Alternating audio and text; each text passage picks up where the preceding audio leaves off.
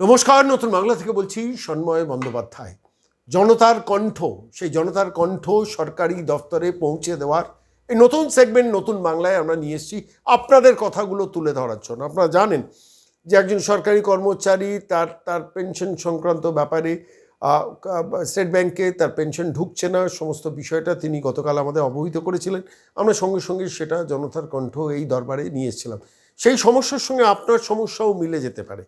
ফলত স্বাভাবিকভাবে যে সমস্যা নিয়ে আমরা প্রতিদিন কথা বলছি, যেমন আজকে যে সমস্যা নিয়ে কথা বলছি, প্রভিডেন্ট ফান্ড। ট্রাম্প কোম্পানির ৩০০-র ওপর কর্মচারী তাদের প্রভিডেন্ট ফান্ডের তাদের হকের পাওনা সেই টাকাটা পাননি ২০২৫ সালের ১লা জানুয়ারি।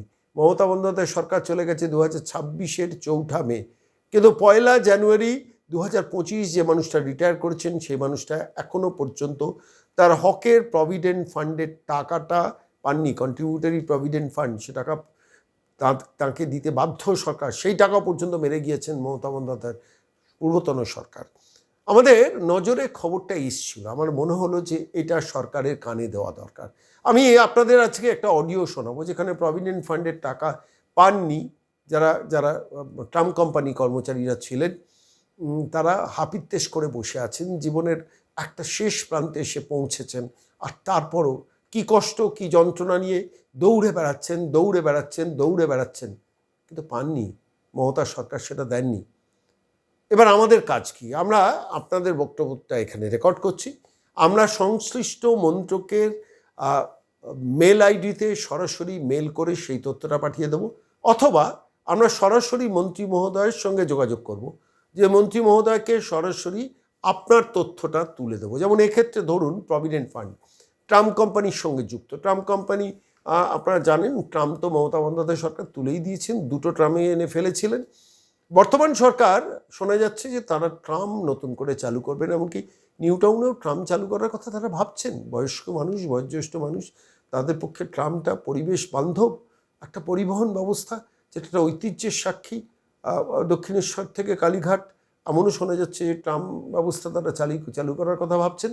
আমরা ঠিক সেই আবহে, সেই প্রেক্ষাপটে আমরা ঠিক করেছি আপনাদের এই কষ্টের যন্ত্রণার জায়গাটা, পুরো বিষয়টা আমরা সরাসরি পরিবহন মন্ত্রী সম্মানীয় অর্জুন সিং এবং অর্থমন্ত্রী সম্মানীয় ডক্টর স্বপন দাশগুপ্ত তাঁর দরবারে পাঠিয়ে দেবো। পাঠাবো না শুধু না, আমরা ফলো আপটাও করবো, যাতে অন্তত এই যন্ত্রণা থেকে আপনারা মুক্তি পান। আমার বিশ্বাস বর্তমান নতুন সরকার অন্তত জনতার কণ্ঠর দিকে নজর রাখবেন এবং মানুষের যন্ত্রণার কথাগুলো তুলে ধরার যে কাজ আমরা করছি। আপনারা যারা আমাদের নতুন বাংলা নিয়মিত দর্শক, ডিএ সংক্রান্ত ব্যাপারে দীর্ঘদিন ধরে আপনাদের সঙ্গে সম্মুখ সমরে কথা বলেছি, আপনাদের যন্ত্রণার কথাগুলো তুলে ধরেছি, এখনও তুলব। ডিএ নিয়ে আমরা কাজ করব এবং আপনাদের বলা কথাগুলো সরকারের ঘরে মেল করেও অন্তত পৌঁছবো এবং পারলে মন্ত্রীদের কানেও পৌঁছবো। এটুকু কথা দিলাম। অবশ্যই আমাদের দপ্তরে ফোন করবেন, সব ফোন আমরা ধরতে পারি না, কিন্তু ঘুরিয়ে আমরা ফোন করার চেষ্টা করব এবং আপনাদের কথাগুলোই জনতার কণ্ঠে এখানে আমরা তুলে ধরছি। আজকে যেমন প্রভিডেন্ট ফান্ড নিয়ে ট্রাম্প কোম্পানি ৩০০ কর্মচারী কি সমস্যার, কি সংকটের মধ্যে সময় কাটিয়েছেন, সেই যন্ত্রণার কথাটা শুনুন। নমস্কার দাদা। নমস্কার সন্ন্যাবাবু। বলছি জনতার কণ্ঠে আমাদের নতুন বাংলায় আজকের বিষয় হচ্ছে প্রভিডেন্ট ফান্ড। মানে পূর্বতন সরকার যেসব প্রভিডেন্ট ফান্ডগুলোকে মিসইউজ করেছিল, টাকা ঠিক মতো জমা দেয়নি এবং সে প্রভিডেন্ট ফান্ডের টাকা পর্যন্ত মানুষ পায়নি। আপনাদের কি অভিজ্ঞতা? আপনারা ট্রাম্প কোম্পানির দীর্ঘদিনের ঐতিহ্যবাহী ট্রাম্প কোম্পানি মানে ট্রামের কর্মচারী ছিলেন এবং বর্তমান সরকার ট্রাম্প প্রসারিত করার ভাবনা যেখানে ঘটাচ্ছে, পূর্বতন সরকার যেখানে ট্রাম্প তুলে দেওয়ার চেষ্টা করেছিল, সেইখানে দাঁড়িয়ে এতদিন ধরে কাজ করা ট্রাম্প কর্মচারীরা আপনাদের সংকটের জায়গাটা একটু যদি আমাদের এই জনতার কণ্ঠে নিশ্চয়ই বলবো। একটু দ্রুত বলবেন, জোরে বলবেন।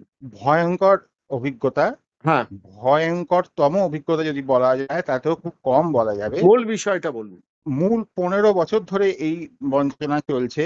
হ্যাঁ, আপনি জানবেন হয়তো আমাদের ট্রাম্প কোম্পানিতে পেনশনভোগী কর্মচারী খুব কমই আছে। বেশিরভাগই হচ্ছে আপনার কন্ট্রিবিউটরি পিএফ এর অন্তর্ভুক্ত।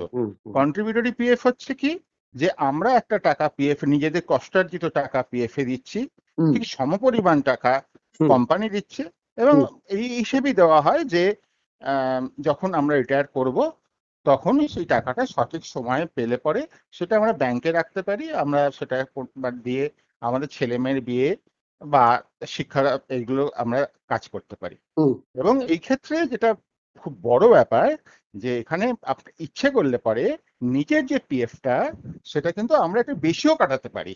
হুম হুম হুম এর কন্ট্রিবিউটরি পিএফ এর মূল ভিত্তিটাই এইটা।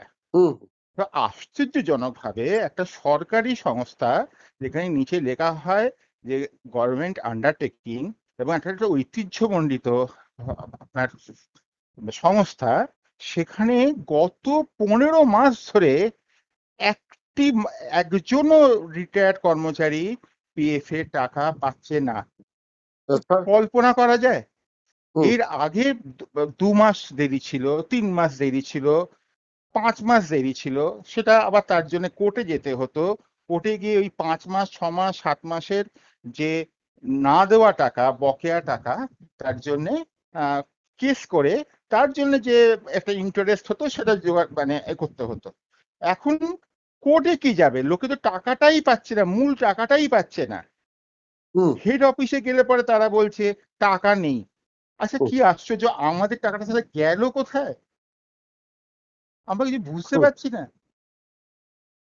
কার কাছে যাব, কি বলবো, কিছুই বুঝতে পারছি না। টাকা নেই এখনো পর্যন্ত। জানুয়ারি মাসের মানে 2025-এর জানুয়ারি মাসে যারা রিটায়ার করেছে তাদের টাকা ক্লিয়ার হয়নি। ভাবা যায়? আজকের দিনে দাঁড়িয়ে বলছি, কোন সালে রিটায়ার করেছেন? 2025 সালে জানুয়ারি মাসে যারা রিটায়ার করেছে তাদেরও টাকা এখনো 7 জনের টাকা বাকি রয়েছে।